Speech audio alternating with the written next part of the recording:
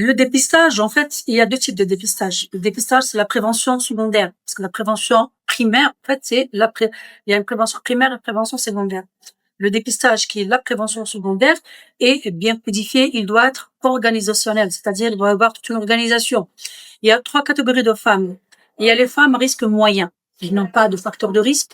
Ils n'ont aucun facteur de risque. À partir de 50 ans, c'est un dépistage qui doit se faire par un examen clinique, une mammographie tous les 2 ans. Maintenant, il y a une deuxième catégorie de femmes, c'est les femmes à haut risque. Alors, les femmes à haut risque, c'est les femmes qui ont certains facteurs de risque qui font qu'elles peuvent avoir un cancer du sein à un âge plus jeune, c'est-à-dire la quarantaine. Et ces facteurs sont bien codifiés. Le fait d'avoir déjà eu un cancer gynécologique, familial du premier degré, d'avoir eu de la radiothérapie, etc. Ça, c'est certains facteurs qui font qu'elles rentrent dans la catégorie à haut risque. Ceux-là, on doit les dépister à partir de 40 ans. Le troisième groupe qui est le plus péjoratif, c'est les femmes avec un risque à très haut risque. Ceux-là, c'est les femmes qui ont des mutations génétiques. Ceux-là, le dépistage doit se faire à partir de 30 ans.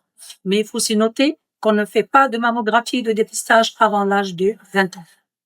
Il y a un autre cas particulier chez les femmes qui se font traiter pour maladie de Hodgkin, qui reçoivent de la radiothérapie thoracique.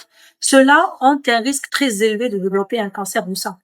Et donc, ceux-là doivent être dépistés 8 ans après la fin de la radiothérapie, au maximum à partir de 20 ans.